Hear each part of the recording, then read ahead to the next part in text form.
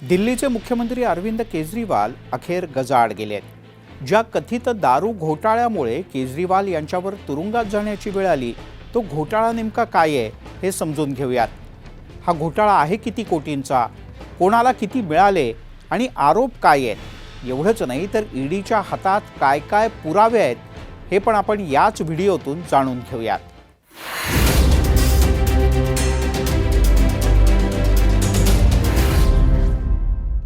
दिल्ली सरकारनं 2021-22 मध्ये दारू विक्रीच्या बद्दल एक नवीन धोरण तयार केलं होतं।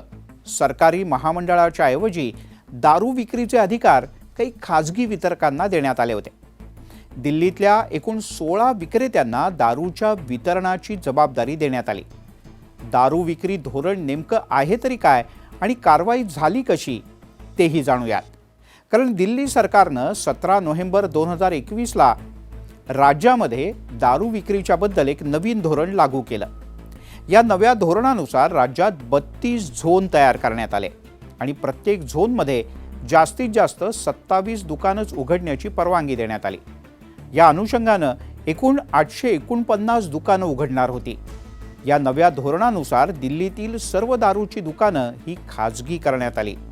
त्याआधी 60% दुकानं ही सरकारची होती, तर 40% दुकानं ही प्रायव्हेट।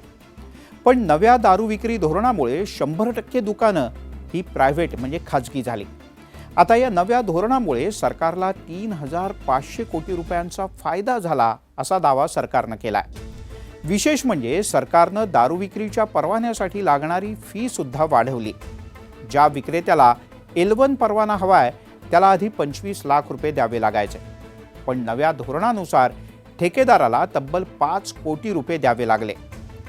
याच प्रकारे इतर प्रकारच्या सुद्धा कॅटेगरीच्या परवान्यासाठी फी मोठ्या प्रमाणात वाढवण्यात आली आणि याचा सगळ्यात मोठा फटका बसला तो छोट्या दुकानदारांना।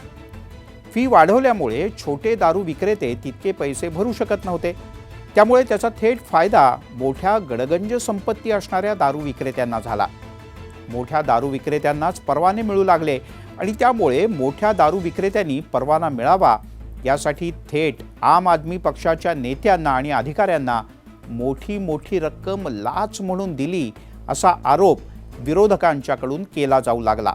पण इथे तर या सगळ्या प्रकरणाची सुरुवात आहे, कारण दारू विक्रीतून सरकारला मिळणाऱ्या महसुलात मोठा घोळ झाल्याचा आरोप सुरू झाला। आधी 750 ml ची दारूची बाटली 530 रुपयांना विकत मिळायची, पण नवं धोरण लागू झाल्यानंतर हीच किंमत 560 रुपयांपर्यंत वाढवण्यात आली। रिटेल विक्रेत्याचा फायदा 10 पेक्षा जास्त टक्क्यांनी वाढला, तर सरकारला मिळणाऱ्या फायद्यात घट होऊन तो 3 रुपये 78 पैसे इतका झाला। यामध्ये 1.88 रुपये उत्पादन शुल्क आणि 1.90% हा वॅटचा समावेश आहे। अर्थात हा दावा आहे। या घोटाळ्यात सगळ्यात पहिल्यांदा संजय सिंह यांचं नाव समोर आलं। डिसेंबर 2022 मध्ये हे नाव पहिल्यांदा समोर आलं आणि ईडीनं आरोपपत्रात व्यापारी दिनेश अरोडा याच्या जबाबानुसार संजय सिंह यांच्या नावाचा त्यात उल्लेख केला। ईडीनं आरोपपत्रात म्हटलं की दिनेश अरोडा यांनी सांगितलं की ते सगळ्यात आधी संजय सिंह यांना भेटले। त्यांच्या मार्फत तेव्हाचे मंत्री मनीष सिसोदिया यांना एका रेस्टॉरंटमध्ये भेटले। संजय सिंह यांच्या सांगण्यावरून निवडणुकांमध्ये पार्टी फंड एकत्र करण्यासाठी सिसोदिया यांना पैसे देण्याची व्यवस्था करण्यात आली होती, असं आरोपपत्रात म्हटलंय। ईडीनं या प्रकरणी पुढे 26 फेब्रुवारी 2023 ला मनीष सिसोदिया यांना अटक केली आणि तेव्हापासून आजही ते जेलमध्येच आहेत। या एका प्रकरणामुळे आपची अख्खी पहिली फळी आज तुरुंगात आहे। म्हणजे केजरीवाल तुरुंगात आहेत, सिसोदिया तुरुंगात आहेत, संजय सिंह तुरुंगात आहेत।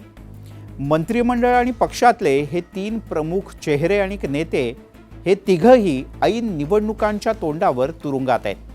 त्यामुळे अनेक प्रश्न निर्माण होत आहेत। या व्हिडिओच्या माध्यमातून ही मूळ कथा आपल्याला थोडक्यात सांगण्याचा आमचा प्रयत्न होता।